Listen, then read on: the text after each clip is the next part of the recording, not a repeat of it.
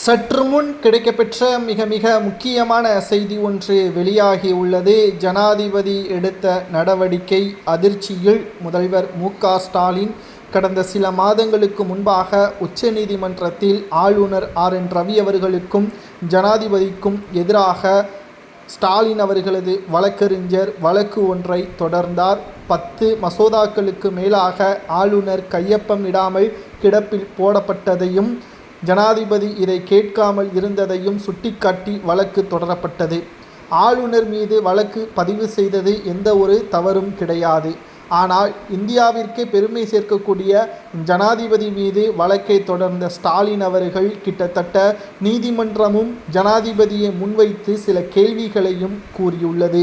இதற்கான பதிலை தற்பொழுது உச்சநீதிமன்றம் கேட்டிருந்த நிலையில் ஜனாதிபதி அவர்கள் வெளியிட்டுள்ள மிக முக்கியமான பதில்கள் திமுகவின் ஆட்சிக்கே சிக்கலை ஏற்படுத்தும் விதமாக மாறிவிட்டது.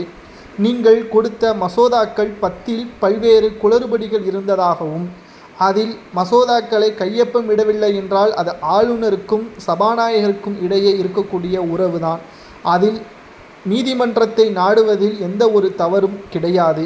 என்னுடைய விவகாரத்தில் நீங்கள் வருவதற்கு சட்டத்தில் இடமே கிடையாது என்றும், நீங்கள் அனுப்பக்கூடிய மசோதா ஆளுநரிடம் இருந்து எனக்கு வந்து நான் காலதாமதம் ஆனாலும் நீதிமன்றத்தை நீங்கள் முறையிடக்கூடாது, ஆளுநர் மூலமாகத்தான் அதை நீங்கள் என்னிடம் தெரிவிக்க வேண்டும் என்றும் பல்வேறு பதில்களையும் தெரிவித்திருக்கிறார் ஜனாதிபதி முர்மு அவர்கள்.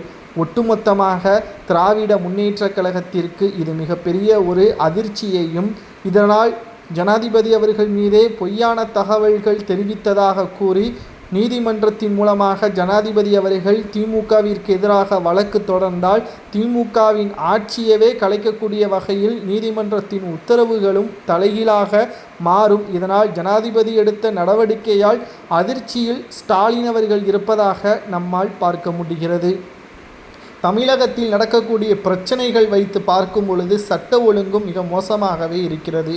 சட்டசபையில் ஆளுநர் ஆர்.என். ரவி அவர்களுக்கு எதிரான பல்வேறு முடிவுகளை வெளியிடுகிறாரே தவிர அவர் எடுக்கக்கூடிய மசோதாக்கள் சிறப்பானதாக இருக்கிறதா, அதில் மக்களுக்கு பாதிப்பு இல்லாமல் இருக்கிறதா, தனியார் நிறுவனங்களிடம் கமிஷன்களை பெற்றுக்கொண்டு மசோதாக்கள் தயார் செய்யப்பட்டு மெஜாரிட்டியுடன் ஆளுநருக்கு அனுப்பப்பட்டால் ஆளுநர் எப்படி கையொப்பம் விடுவார் என்று பொதுவெளியில் சமூக வலைதளங்களில் கேட்கக்கூடிய நபர்களையும் நம்மால் பார்க்க முடிகிறது.